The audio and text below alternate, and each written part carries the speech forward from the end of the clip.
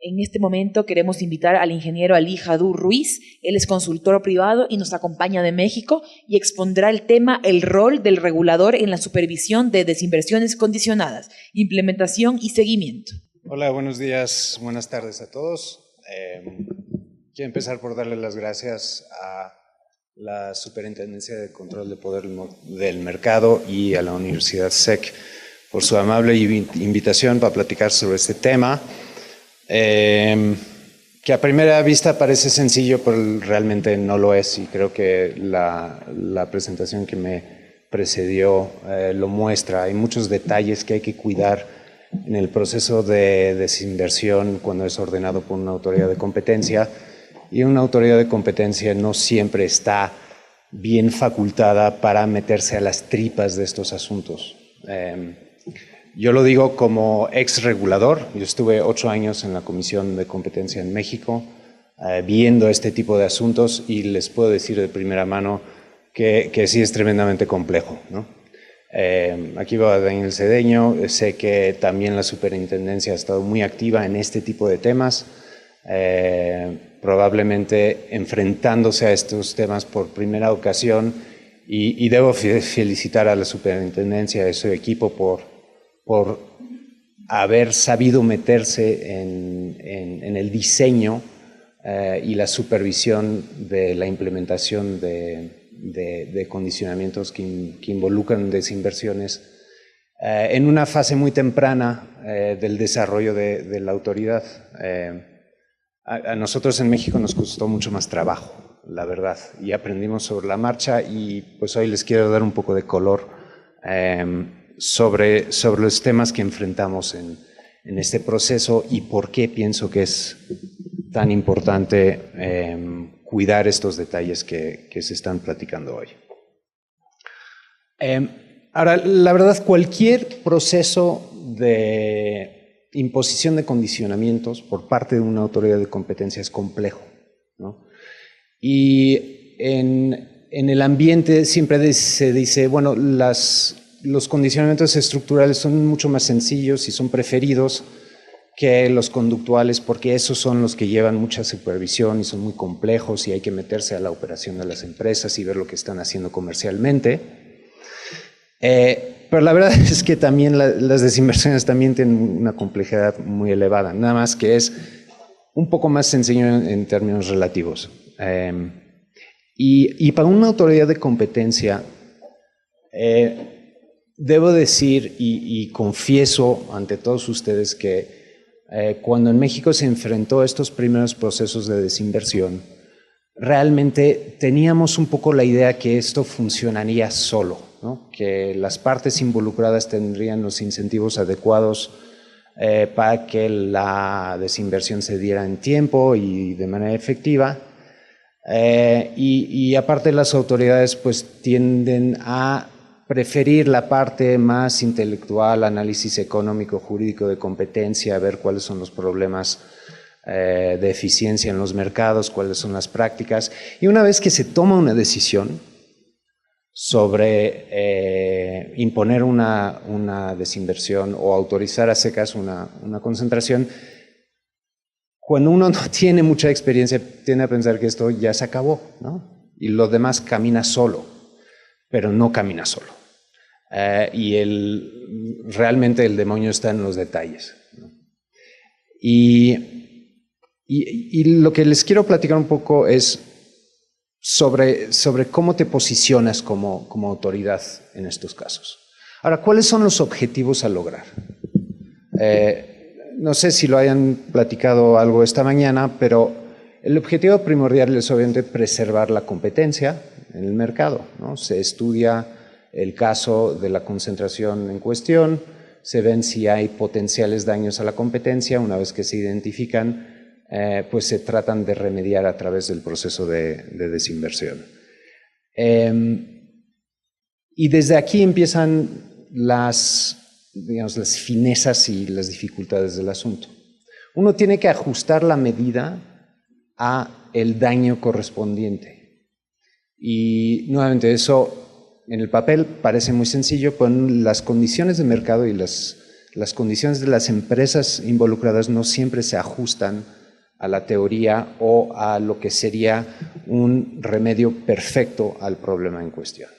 Y esto es porque si se está ordenando una desinversión de una línea de negocios o de unas marcas en particular, pues hay que decidir qué activos van asociados a esas marcas y productos, y hay que ver cómo lograr efectivamente que alguien se interese en comprarlos y que una vez comprados los opere efectivamente y que se logre este objetivo de preservar la competencia. Pero no solo eso, también hay que cuidar los costos involucrados, y esto creo que para las autoridades de competencia en general es cierto, pero también para mí era algo muy importante en el proceso, de que quieres que el proceso sea lo más terso posible para no imponer costos innecesarios, ¿no? Ahorita vimos una pregunta sobre qué pasa en la transición con la fuerza laboral. Eso ciertamente es un problema importante.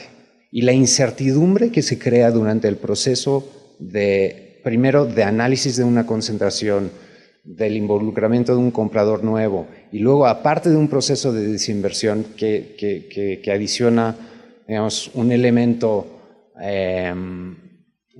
de incertidumbre adicional, pues impone costos muy reales, ¿no? Monetarios, ciertamente hay que contratar despachos como el mío y como Mazars, ¿no?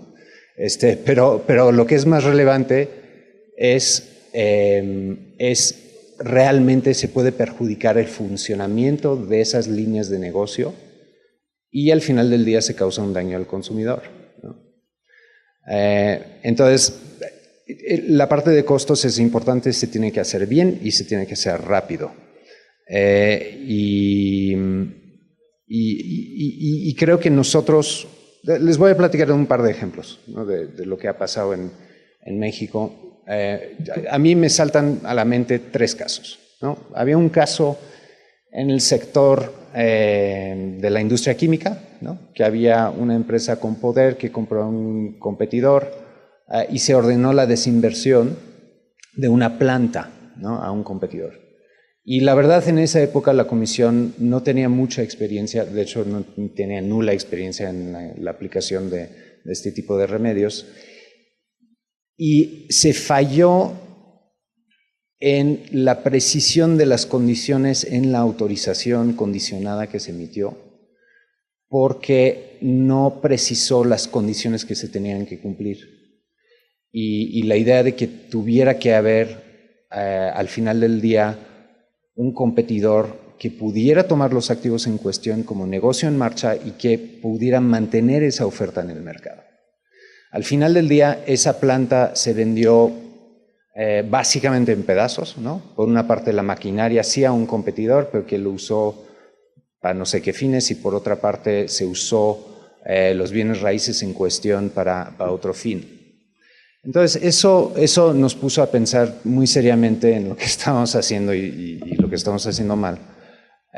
Y ya para la siguiente vez tuvimos que prestarle mucho más atención a estos temas y nos vino un caso en el sector de medicamentos donde ya nos quedó claro que había que imponer ciertas disciplinas en el proceso y se contrató a un agente de seguimiento, un agente de desinversión. También voy a entrar un poco más al detalle de eso un poco más adelante, pero una vez implementadas ese tipo de disciplinas y esas estructuras y esas personas especializadas y también con incentivos particulares para que se cumpla la resolución y que para la resolución sea suficientemente clara para que todos sepan lo que deben hacer y en qué tiempos, pues los procesos tienden a ser mucho más eficientes y rápidos.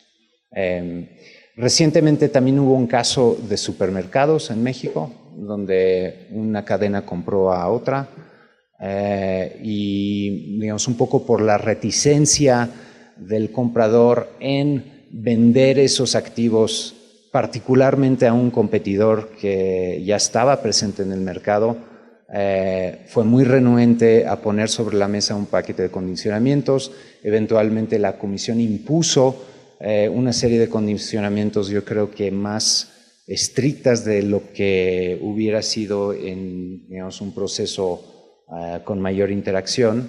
Y luego en el proceso de implementación se alargó muchísimo porque el vendedor empezó a arrastrar los pies,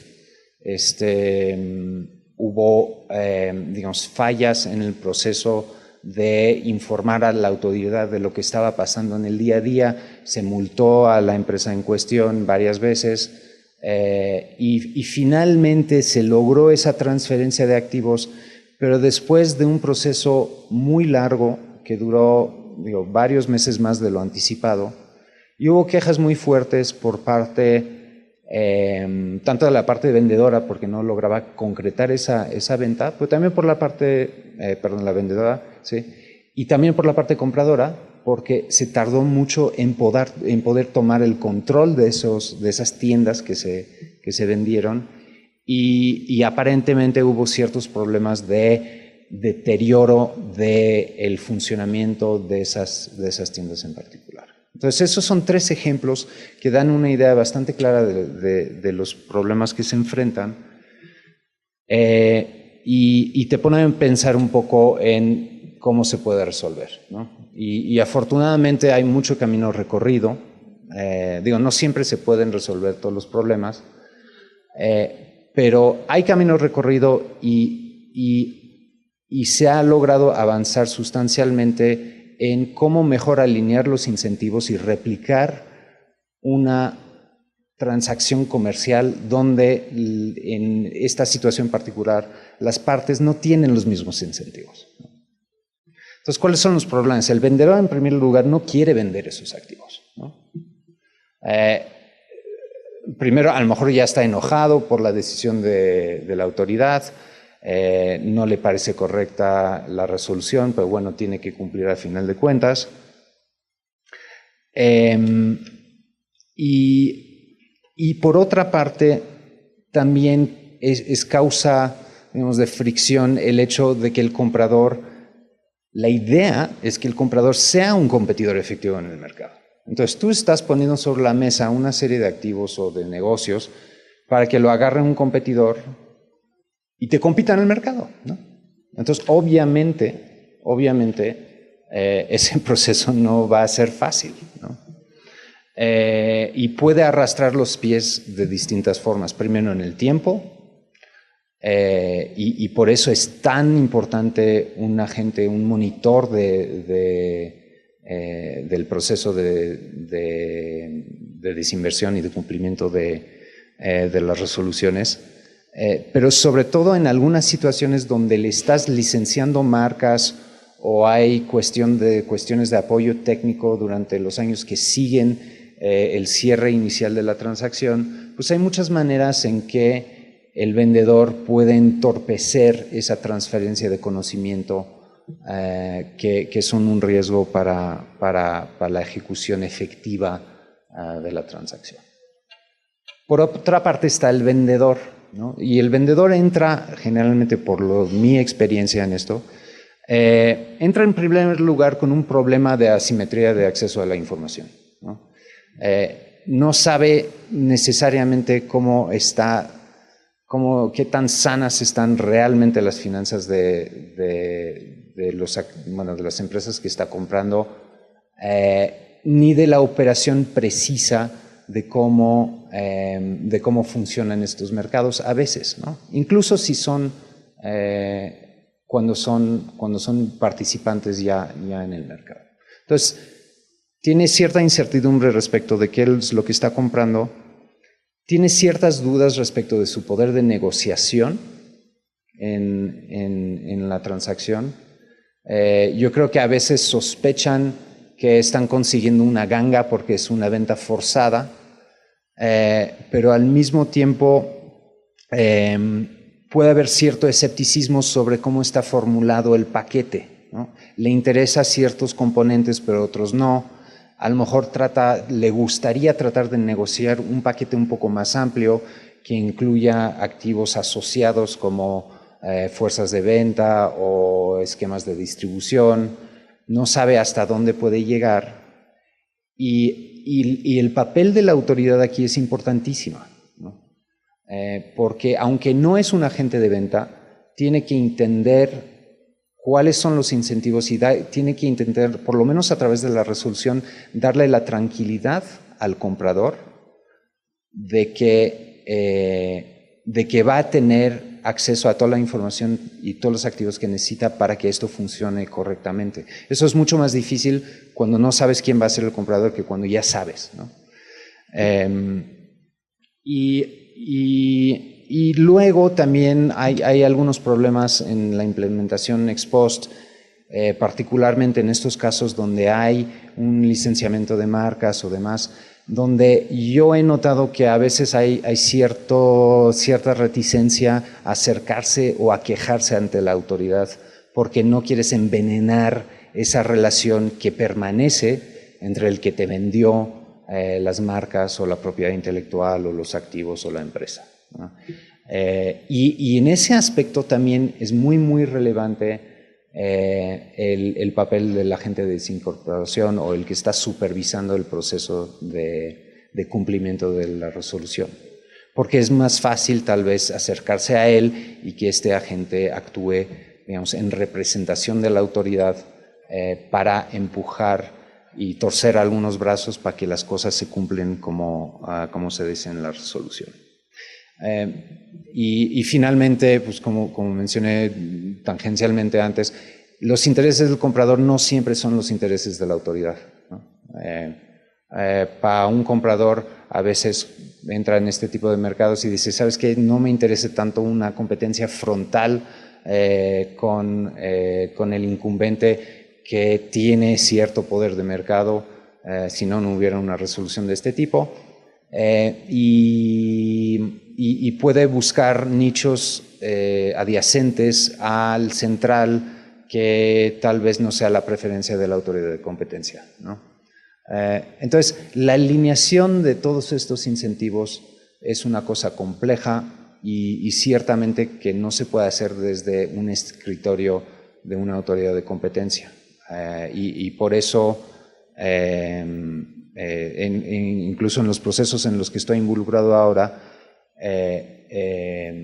me entusiasmo mucho cuando entran los expertos y cuando entran los clean teams porque, o sea, es parte indispensable de estar cumpliendo con la resolución de la autoridad, pero también para que se logren los resultados de mercado más favorables posible.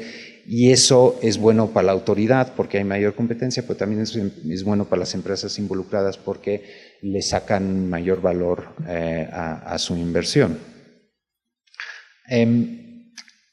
Ahora, ¿qué incluir en los paquetes de desinversión o cómo diseñarlos? En primer lugar, un aspecto importantísimo es el momento, ¿no? Y esto ocurre en distintas fases, ¿no? A veces se notifica una concentración con ya un comprador predeterminado.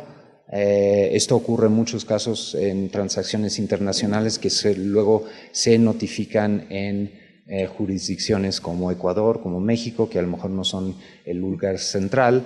Pero mucho del análisis de competencia y de implementación ya se hizo en otra parte y las autoridades están contentas en darle cierta deferencia a esos procesos que llevan a otras autoridades y realmente ese proceso es más o menos sencillo. Luego está la cuestión cuando se identifica el comprador durante el proceso de investigación de la concentración. Y ahí no es tan fácil como el caso anterior, pero es un proceso que facilita una interacción más natural por parte de la autoridad de competencia.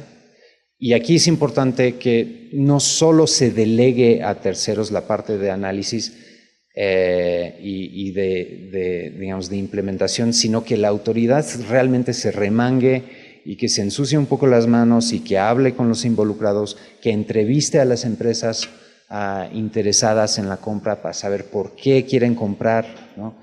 Cuáles son sus planes de negocio, cuáles son sus intenciones, cuáles son sus capacidades financieras de ejecución de transacciones de este tipo en el pasado, si han tenido experiencia en el mercado particular o no. y para tener un poco idea de cuáles son los problemas que pueden surgir a la hora de implementar la resolución y tratar de incorporarlos de antemano, ¿no? Eso sería el segundo caso. Y el tercer caso es el ex post, ¿no? Que a mí siempre me ha parecido el más complejo, porque no sabes si va a venir alguien a comprar, B, no sabes quién, no sabes con qué intenciones. Entonces tienes que mirar un poco en la bola de cristal y decir, bueno, a ver, ¿qué es lo que puede pasar aquí, ¿no? Y aquí es donde nuevamente se vuelve fundamental el aspecto de diseño del paquete de activos y quién supervisa, ¿no? En cuanto a los activos y el paquete, yo diría que siempre es preferible y siempre te da mayor tranquilidad cuando estás vendiendo un negocio en marcha, ¿no? Porque pues esencialmente ya vuela solo el negocio, ya sabes que está más o menos, es una entidad separable, que ya tiene sus estructuras comerciales de producción, de administración, y eso facilita la venta a alguien que ya está en el mercado o a alguien que no está en el mercado, pero que tiene experiencia en la administración y transformación de empresas, que puede tomar ventaja de unos activos que les parecen suficientemente atractivos para entrarle al proceso. Y eso te permite mayor competencia, y a la autoridad de competencia obviamente eso le gusta, ¿no? Porque también le permite asignar esos activos a las partes que están dispuestas a asignarle el mayor valor, generalmente en un proceso de subasta, ¿no? Cuando los activos están desagregados es mucho más complejo, y yo diría que también mucho más problemática para una autoridad y para todos los involucrados en el proceso de implementación. Eso primero en cuanto al paquete de activos. Dentro de este paquete de activos a veces está la cuestión de marcas, y a mí siempre me ha preocupado de manera especial el hecho de que se mantenga una relación entre las empresas que deben ser competidores hacia adelante, ¿no? Entonces, que se esté licenciando la marca a mediano o largo plazo bajo determinadas condiciones comerciales de precio y entrega de insumos a veces, y esa supervisión se puede volver muy compleja. Entonces, hay una preferencia por vender negocios en marcha, pero a veces no es posible, ¿no? La aprobación de los compradores es otro aspecto fundamental de la responsabilidad de la autoridad de competencia.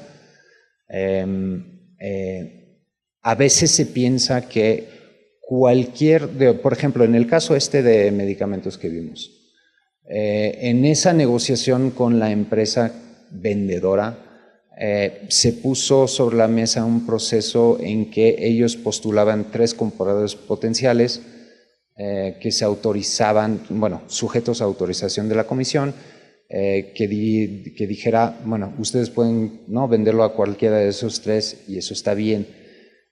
Finalmente la resolución quedó en ese sentido, porque hubo muchísima discusión interna sobre si eso era aceptable o no, porque hay que pensar en qué tanto margen le das al vendedor de escoger a su futuro competidor, ¿no?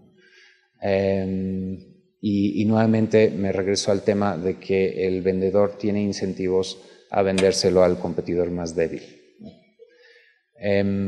En ese caso salió de esa manera, finalmente salió bien la transacción, creo que se mantuvo el producto en el mercado y ejerce competencia efectiva, pero todavía es un proceso que está en marcha, digamos, porque es un licenciamiento a largo plazo, luego se va a tener que tener un periodo de transición en que ya no se use la marca y luego se puede regresar al vendedor original, en lo que el comprador desarrolla su propia capacidad. Y ahí hay que cuidar mucho aspectos como los plazos involucrados, si se pueden extender o no los plazos de licenciamiento de las marcas, qué tanto margen hay para variar las condiciones de precio comerciales de otro tipo. Y la verdad es que las autoridades de competencia no tienen tantos recursos para invertirle a esto, y cuando tienes un agente confiable, independiente, que te puede estar reportando sobre lo que está pasando, es de grandísima ayuda para la autoridad. Y creo que es muy, muy recomendable, ¿no?, en estos procesos. Cosas que funcionan muy bien, aparte de la identificación, bueno, del nombramiento de un auditor, nuevamente que sea confiable, independiente, y que sepa de estos aspectos comerciales. También está la cuestión de los tiempos y los incentivos a cerrar la venta, ¿no? Es típico en este tipo de casos que el vendedor arrastre los pies, ¿no? Y al principio, yo me acuerdo, en esta primera transacción que tuvimos, la comisión le dio 18 meses prorrogables, 6 meses en varias ocasiones en caso de que fuera necesario, para no causarle un daño patrimonial, digamos, al vendedor. Y francamente creo que se dio demasiada deferencia y se abrió demasiado espacio para el deterioro de sus activos, que finalmente se vendieron como fierros, ¿no? Entonces, uno es acortar los plazos, y te das cuenta que si hay un paquete de activos suficientemente activos y está claro el proceso, la venta se puede llevar a cabo muy rápidamente. Y entonces la evolución ha sido digamos, en el sentido de restringir estos plazos, y ahora lo típico es 6 meses, si no es que menos, ¿no? Y 6 meses seguido por una venta de subasta sin precio mínimo, para realmente, y también plazos improrrogables, para que el vendedor tenga todos los incentivos a vender, porque si no va a tener que dárselo al mejor postor sin tener algún tipo de injerencia en el procedimiento. Otra manera en que se incentiva una desinversión rápida y efectiva es estableciendo disposiciones de crown jewels, como se llaman en inglés, o joyas de la corona.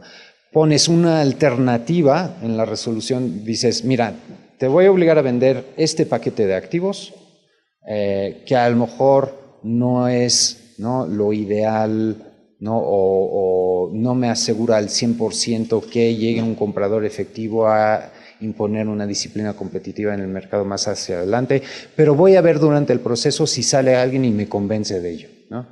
Y si no se logra esa venta en el plazo determinado, entonces entra la disposición alterna y vendes estos otros activos, que es mucho más oneroso para el vendedor, pero con los cuales estoy casi seguro que el comprador va a lograr, digamos, echar a andar el negocio de manera muy rápida. Y ahí a lo mejor te excedes un poco, digamos, en el diseño del paquete en cuestión, para que, uno, te asegures de que sea efectivo, dos, te asegures que el comprador no lo quiera vender, ¿no?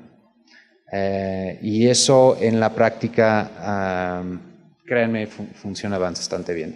Y lo último, digamos, para realmente promover cumplimiento rápido es la imposición de sanciones.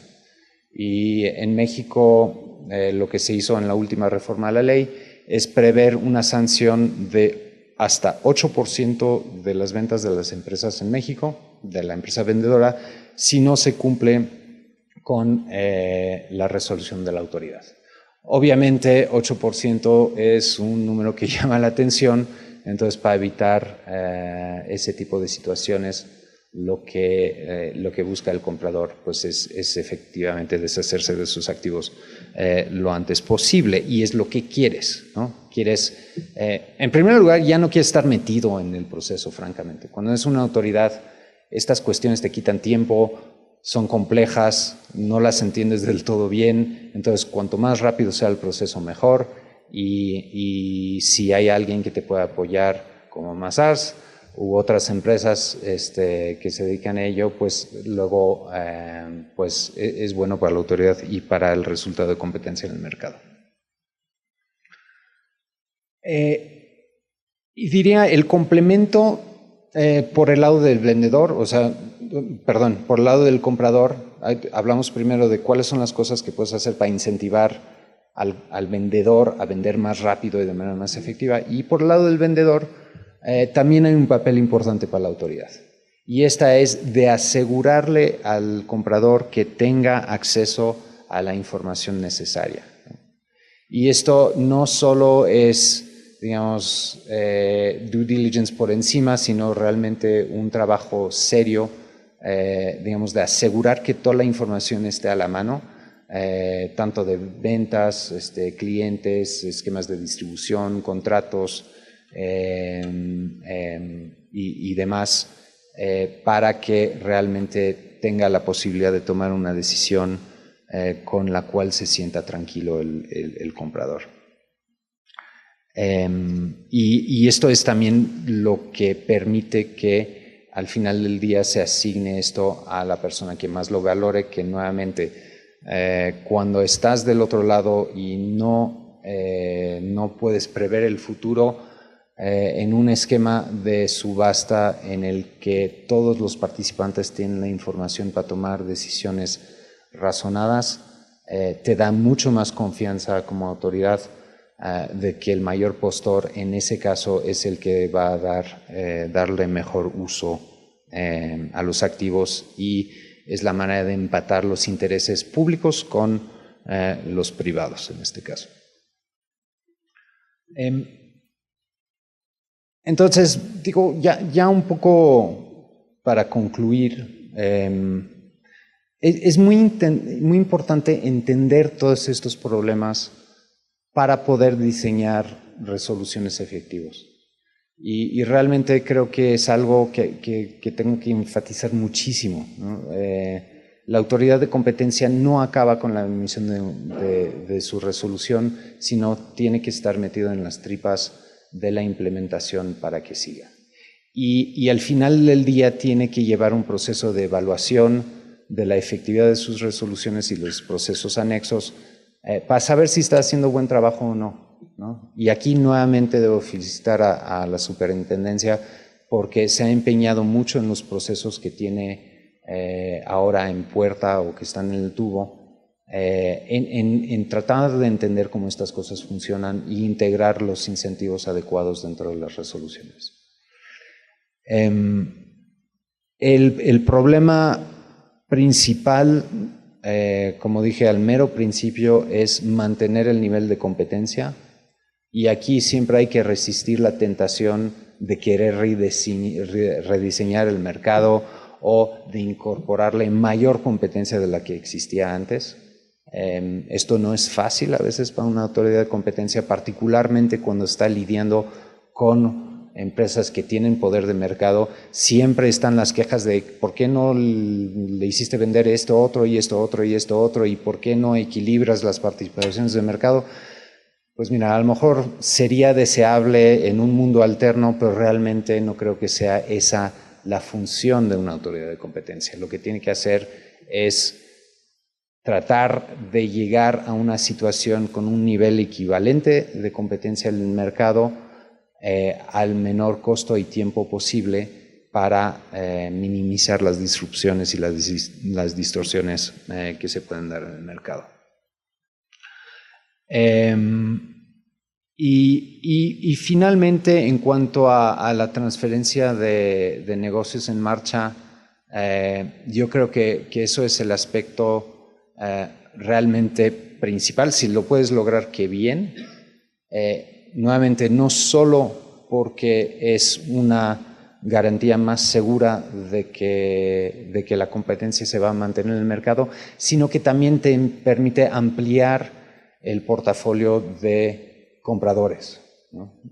Si vendes activos muy particulares, generalmente vas a restringir mucho el universo de interesados en los activos, y eso a su vez incrementa el riesgo de que cualquier problema en el proceso te descarrile completamente el objetivo de la autoridad y entonces en la medida en que sea un negocio atractivo, financieramente viable, pueden entrar personas un poco más alejados sin tener tantísima experiencia en el caso concreto, en el mercado relevante concreto, ¿no?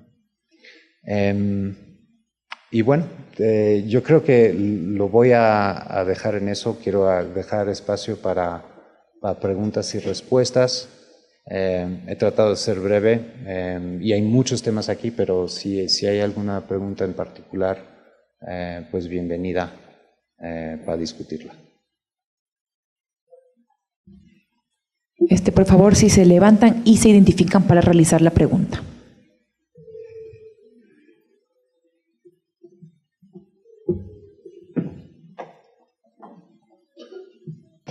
Bueno, soy Andrea Montoya de la Superintendencia de Control de Poder de Mercado. Tengo una inquietud.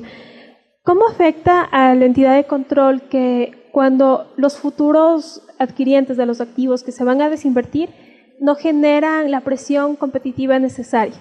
¿Y cuáles son los mecanismos de acción que la entidad de control puede tomar frente a este escenario cuando hay una fecha límite? O sea, ¿te refieres a cuando ya se ha completado todo el proceso y que no hay un nivel...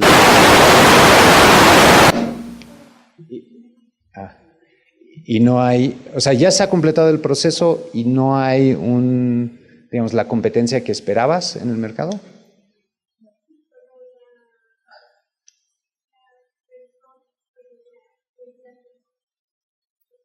Sí, cuando la entidad no presenta la competencia de determinado operador económico. Ajá. No sé si... A ver, o sea, si entendí bien, o sea, tu preocupación es respecto de los resultados ex post, ¿o no? ¿O que no tenga la competencia? No, la duda es más bien en ese momento que se quiere desinvertir. Cuando okay. Ya la entidad de control saca la resolución, no hay una persona, no hay un operador económico que desee adquirir estos activos y hay una fecha límite. Sí. Ok. Digo, eso es el temor de todos, ¿no? De que sacas una resolución y le obligues a vender y que te diga no hay compradores, ¿no? Y digo, parte de la manera de enfrentar eso es con las cosas que mencioné. Pero realmente, o sea, donde tienes que cuidar muchísimo es en la conformación del paquete de activos. O sea, tienes que estar seguro de que lo que se está vendiendo pues realmente tenga posibilidades de volar comercialmente, ¿no? Y para eso, digo, las autoridades hacen market studies o hablan con potenciales tiradores durante el proceso. De hecho, en México se hace, digo, yo lo hacía informalmente, ahora se hace de manera más formal. Se sacan los compromisos a consulta pública. Claro, es una cuestión un poco delicada porque tampoco puedes revelar todo, pero por lo menos lo suficiente para detectar qué tipo de interés hay, ¿no?, en el mercado, y llevas a cabo un análisis propio y luego es entrevistar a los potenciales tiradores. O sea, yo hacía mucho énfasis en eso, en realmente sentarme con ellos y les dije, oye, si se fuera a vender este paquete de activos, ¿es algo que te interesaría? ¿Cómo ves la industria futuro? ¿Qué cosas crees que son esenciales para el desarrollo de un negocio de este tipo? ¿Qué tan importante es la fuerza de distribución? ¿Hay redes de distribución alternas o no? ¿Cómo ves la evolución de la industria, ¿no? ¿Qué pasa con los potenciales entrantes? En fin, te haces de mucha información para tratar de entender el punto de vista de los eventuales tiradores, ¿no? y luego, pues, ¿no? ¿no? Prendes la veladora y esperas que aparezcan. Ahora, cuando se hace ese trabajo bien, generalmente siempre hay tiradores, ¿no? Y el comprador, el vendedor siempre te trata de decir, oye, es que me están pagando muy poco o hay poco interés y fíjate, uy, no, lo saqué, ahí saqué la convocatoria y pues nadie se postuló, ¿no? Nadie está interesado en esto. Déjame venderlo en partes y eso, pues no. Y ahí es donde está la chamba fina, ¿no? de la autoridad de asegurar que existan esas presiones para que, uno, identificar bien el paquete y dos, que sienta presión el vendedor para vender y que sepa que si no vende a tiempo o va a tener que hacer un fire sale, ¿no?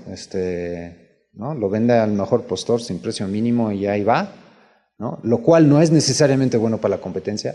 Y de hecho, esas cuestiones de precio mínimo, en la medida en que hay interés, se vuelven irrelevantes, ¿no?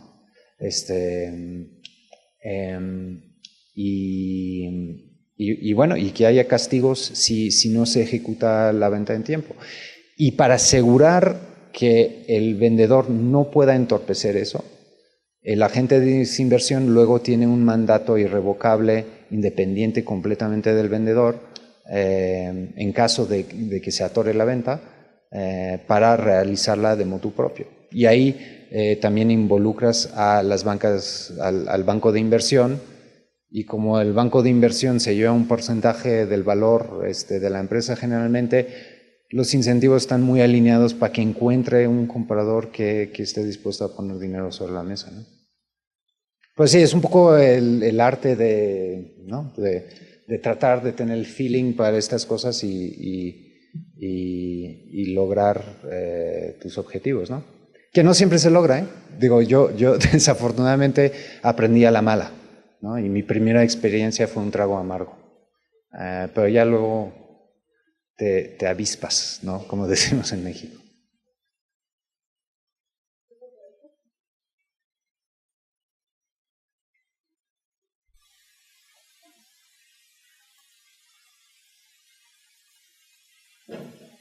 Bueno.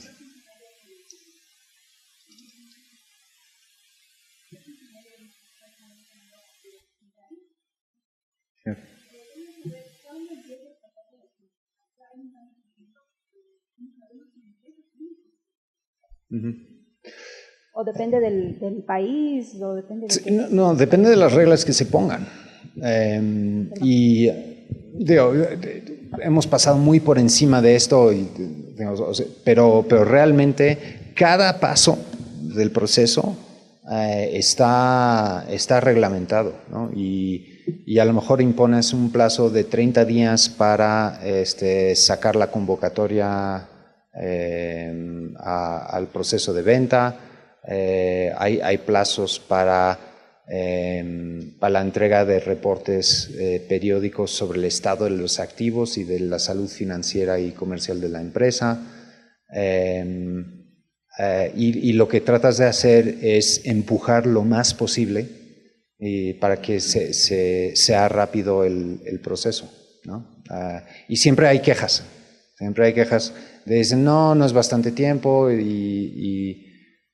pero la verdad, o sea, digo, si a los que les interesen estos temas, hay mucho camino recorrido y mucho detalle en los casos de desinversión y se puede tener acceso a la información precisa sobre cómo se estructuró el proceso de venta y eso viene muy, muy detallado, ¿no?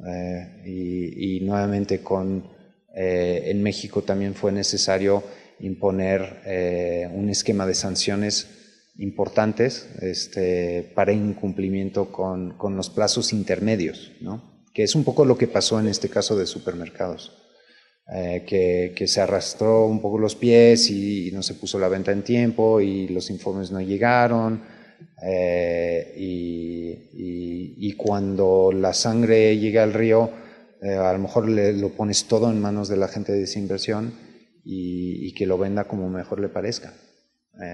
Pues es cuestión de que los incentivos estén ahí y parte de esos incentivos es saber que el vendedor va a perder mucho valor si no cumple con la resolución, y tanto por digamos, el monto de venta de la empresa en cuestión, y también porque puedes estar sujeto a multas por parte de la autoridad, lo cual no le ayuda ni financieramente, ni en el mundo de las relaciones públicas, ni nada.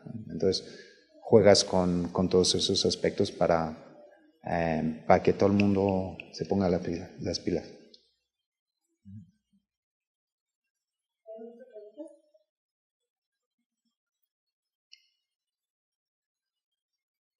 Ok, muchas gracias. Hasta luego.